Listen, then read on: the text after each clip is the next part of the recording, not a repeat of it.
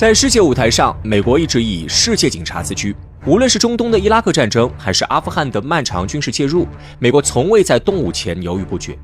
然而，面对朝鲜这个小小的东亚国家，美国的强硬态度却似乎多了几分谨慎。那么，究竟是什么让美国对朝鲜金家动手之前三思而后行？在国际舞台上，美国一直自诩为世界警察，不仅宣扬自己的民主和自由理念，更是频频干涉他国内政，以所谓的维护世界和平和打击恐怖主义为由，实施一系列军事行动。这种行为不仅体现在言辞上，更在实际行动中一再得到体现。而中东无疑是美国警察身份最突出的舞台之一。时任总统乔治 ·W. 布什在全国发表演讲，宣布启动反恐战争，目标直指阿富汗塔利班政权。美国很快对阿富汗展开了猛烈的军事打击，推翻了塔利班政权，并在阿富汗境内展开了长达20多年的军事占领。尽管最终美国在2021年撤军，结束了这场代价巨大的战争，但其在中东地区的强硬姿态从未削弱。紧随阿富汗战争之后，美国将目光投向了另一个中东国家伊拉克。2003年，布什政府以伊拉克拥有大规模杀伤性武器为由，发动了对该国的军事进攻。尽管这一理由后来被证明并不成立，但伊拉克的萨达姆·侯赛因政权还是在美国的强大军事打击下迅速崩溃。美军占领巴格达的画面在全球媒体上反复播放，似乎在向世界传递一个信息：美国不会容忍任何挑战其权威的政权。伊拉克战争的后果无疑是灾难性的，国家陷入长期动荡和宗派冲突，而美国的军事干预也引发了国际社会的广泛质疑。然而，美国的干预并未止步于此。2011年，阿拉伯之春浪潮席卷中东多个国家，当时的利比亚领导人卡扎菲成为了美国和北约盟国的下一个目标。以保护平民为由，美国发动了对利比亚的空袭，最终导致卡扎菲政权的倒台和利比亚局势的持续混乱。类似的，2014年叙利亚内战爆发，美国再次以打击恐怖主义为名，对叙利亚政府和极端组织伊斯兰国展开军事行动。虽然没有直接推翻巴沙尔·阿萨德政权，但美国在中东的军事存在和干预显然已经根深蒂固。通过这些行动，美国展现了作为世界警察的强硬姿态，其干预他国内政和军事打击的手段在中东地区掀起了一场又一场的风暴。无论是推翻塔利班和萨达姆政权，还是对卡扎菲和阿萨德的军事打击，美国都毫不掩饰地展现了其作为全球唯一超级大国的霸权姿态。事实上，在很长的一段时间内，美国对于朝鲜也是非常强硬的。朝鲜半岛一直是东亚地区乃至全球地缘政治的焦点之一，而美国在这个问题上扮演的角色至关重要。朝鲜半岛自古以来就是大国势力角逐的舞台，但在20世纪初期，尤其是第二次世界大战后，美苏两大超级大国的对立使得朝鲜半岛问题更加复杂化。1945年，日本战败后，朝鲜半岛被分割为北部的朝鲜和南部的韩国，这一划分成为后来美苏冷战对峙的重要组成部分。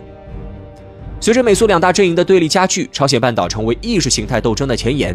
朝鲜和韩国分别成为社会主义和资本主义阵营的代表，而美国作为资本主义世界的领袖，自然对朝鲜半岛有着不可忽视的战略利益。朝鲜半岛对于美国而言，既是制衡共产主义的桥头堡，也是维护其在亚太地区战略利益的重要一环。正是在这种背景下，美国对朝鲜半岛事务的干涉愈发频繁和直接。1948年，韩国正式成立，美国迅速给予承认并提供军事支持。而在朝鲜方面，苏联支持的朝鲜政权也在1948年建立，这两个敌对政权的对立使得朝鲜半岛成为冷战的热区。1950年，朝鲜战争爆发，成为美朝直接对抗的起点。战争初期，朝鲜人民军迅速攻占了韩国大部分领土，几乎将韩军逼至釜山一隅，可美国却以联合国军的名义企图干涉朝鲜战争，并由美军主导展开了大规模军事行动。随着仁川登陆战的成功，联合国军迅速逆转局势，逼迫朝鲜军队退回北方，并一度逼近中朝边境的鸭绿江。正是在这一背景下，中国出兵干预，战争局势再度转变，最终在1953年签署了朝鲜停战协定。尽管战争以停战告终，但朝鲜半岛至今仍处于敌对状态，而美国在朝鲜半岛的军事存在也由此确立。朝鲜战争之后，美国与朝鲜的关系始终处于紧张状态，双方的军事对峙和外交冲突不断。1970年代，朝鲜逐步走上了先军政治的道路，以军队为核心巩固政权，并在此基础上展开了核武器的研发计划。对于美国而言，朝鲜的核武计划无疑是对其亚太盟友安全的直接威胁，尤其是对驻韩美军和驻日美军基地的潜在威胁。1994年，朝鲜宣布退出不扩散核武器条约，引发国际社会的强烈反应。美国立即采取了强硬的外交措施，甚至一度考虑对朝鲜核设施进行空袭，但最终在卡特总统特使访朝后，双方达成了框架协议，暂时缓解了紧张局势。尽管如此，美国对朝鲜的强硬姿态并未真正消减。2000年代初，时任总统小布什将朝鲜列入邪恶轴心国，再次将美朝关系推向对抗的边缘。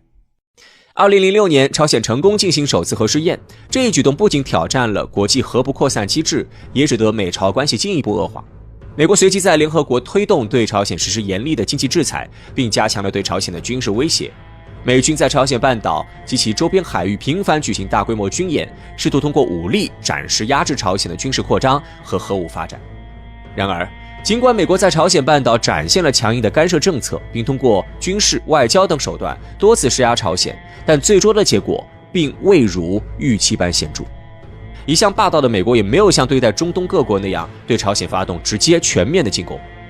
事实上，在面对朝鲜的时候，美国的顾虑很多。朝鲜半岛的地理位置和战略环境与中东有着显著的不同。朝鲜毗邻中国和俄罗斯，这两个国家不仅在历史上对朝鲜半岛有着深厚的影响，更在当前国际格局中是核武国家和联合国安理会常任理事国。朝鲜一旦遭受美国的全面军事进攻，极有可能引发中俄的强烈反应，甚至导致地区乃至全球范围内的军事对抗。这一点无疑是美国必须慎重考虑的风险。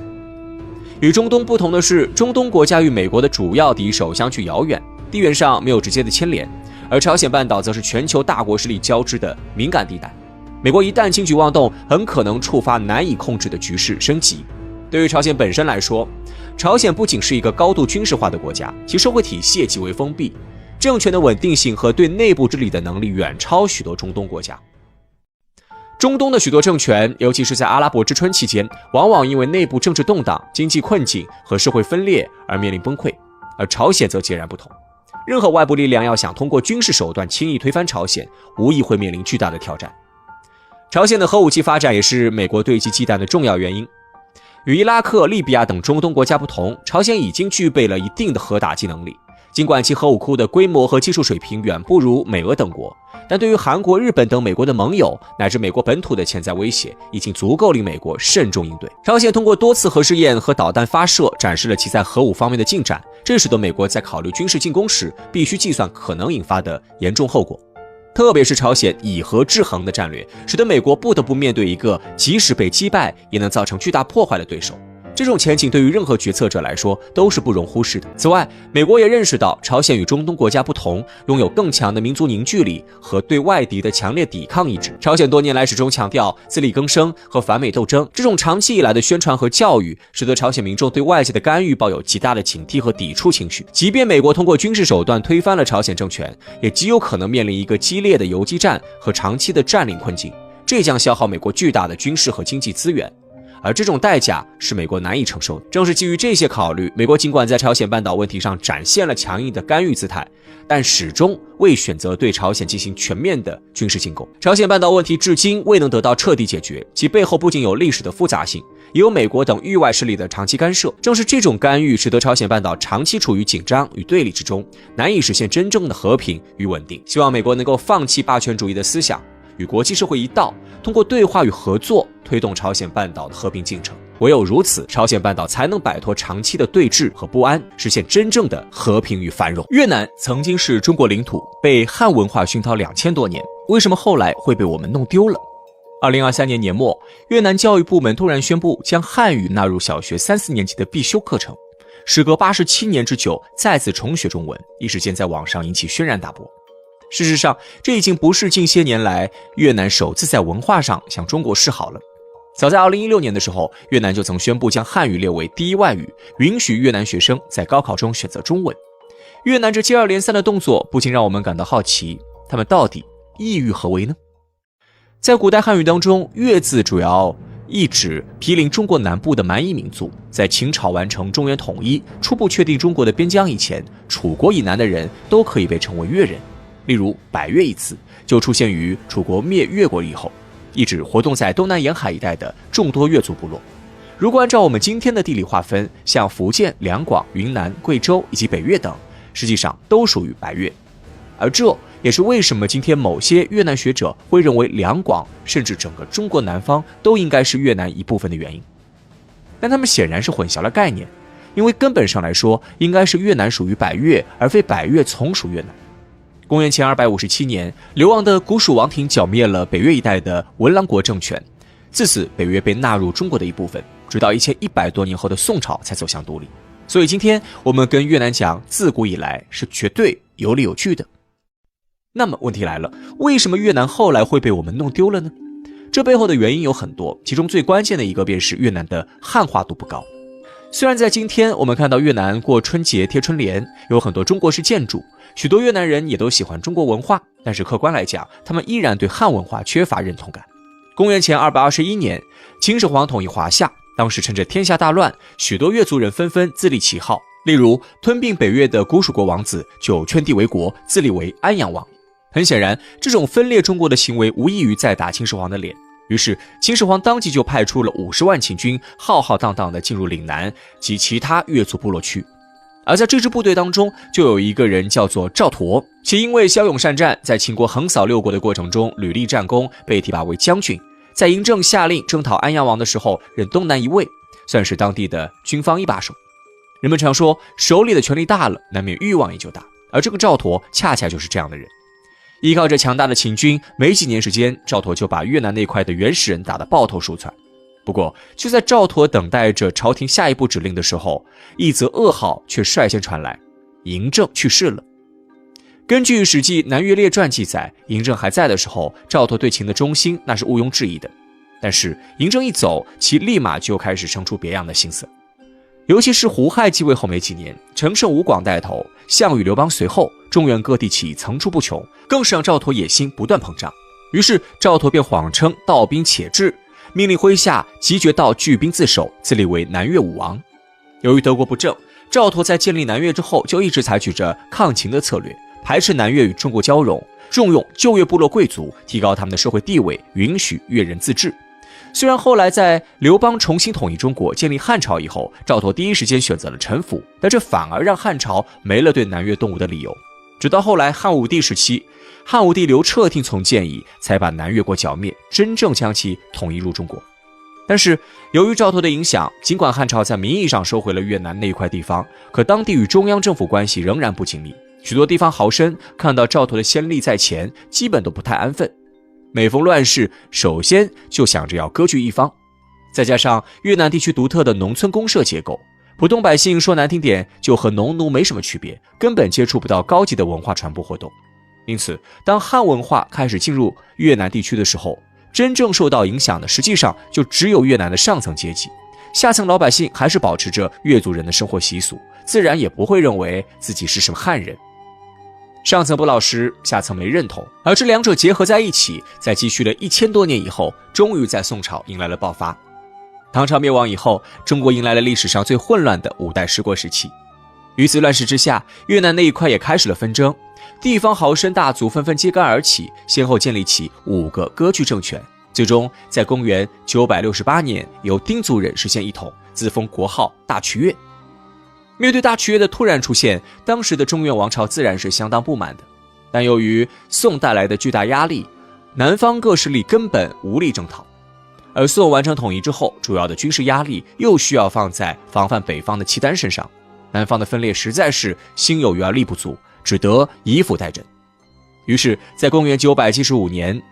宋太祖赵匡胤下旨封大瞿越国主为交趾郡王，而这也是中原王朝首次承认越南地区领导者王权的身份。自此，越南从中国的一部分开始变成中原王朝的附属国，使其后来走向独立，拥有了法统基础。当然，宋朝的统治者也不傻，知道这样长久下去不是个事儿，丢掉祖宗故土，那是要在史书上被万世唾骂的。于是，从宋太宗时期开始，宋朝就多次尝试想要收复越南，但国家主权这东西实在是送出去容易，想要收回来难。越南地理环境复杂，75%的国土属于山地和高原，瘴气弥补，天然形成了一道屏障，武力征讨十分困难。例如，在西宁战争中，就有超过一半的宋军不是死于敌手，而是死于疫病。在宋朝以后，武德充沛的元朝也曾3次想要马踏越南，但都因地理原因屡屡受挫。与此同时，越南的统治者也深知蒙古人的强大，始终贯彻着规的原则，只跟蒙古人打消耗战。等到蒙古人精疲力尽了，立马求和，对元朝称臣。而蒙古人在统一了中原以后，舒服日子过久了，也就没了继续扩张的野心，久而久之便停止了对越南的征讨。直到公元1407年，中原大地再次出现一位武德充沛的皇帝，名称祖朱棣，这才趁着越南内乱之际重新夺回了越南。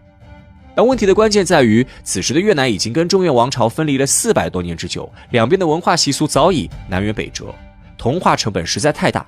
最终，明朝仅仅只统治了越南10年时间，就只得再次放任越南独立，成为藩属国。而清朝继承了明朝的一切，自然也认为征服越南没什么价值，便放弃了对越南的追求。值得一提的是，在此期间，当时的越南统治者曾上奏请求清廷封自己国号为南越，意图碰瓷曾经国土涵盖两广的南越国，最终遭到嘉庆皇帝的识破，将其倒转封其为越南国。清朝末年，西方列强大肆入侵，在接二连三的战败后，各种不平等条约接踵而至，其中中法新约的签订则让中国被迫承认了越南的独立。自此，越南彻底独立于中华，一家变为两国。2000多年的荣辱与共，不管越南人怎么讲，也不能否认的一件事情是，越南实在和中国实在太像了。这种相似程度，甚至让一些西方学者认为越南就是小中国。或许也正是因为这层历史联系，在近代以来，越南一直力图撇清与中国的关系。从1945年现代越南成立，宣布废除汉字开始，越南开始全面推行去中国化。曾经与中国的那段历史联系，也被恶意污蔑为中国对越南的侵略，以至于在上世纪70、80年代，不少越南人开始对中国自身仇恨心理，最终形成了一股股反华浪潮。不过最近这些年，越南的心态开始逐渐发生了变化，无论是将汉语列为第一外语，还是在小学必修课中增加中文内容，实际上都在说明着一件事，那就是越南正在日益亲近中国。如今，中国的崛起之势已经不可阻挡，在东亚，中国更是无法忽视的一股力量。任何东亚国家想要实现现代化发展，都不可能与中国脱钩，而事实也确实如此。如今的中国既是越南最大的投资国，同时也是越南最大的进口国。就连越南领导人前段时间访问中国的时候，也公开承认，越南永远将中国放在外交的最优先地位。由此足以见得，现在的中越关系正在朝着更亲密的方向靠拢。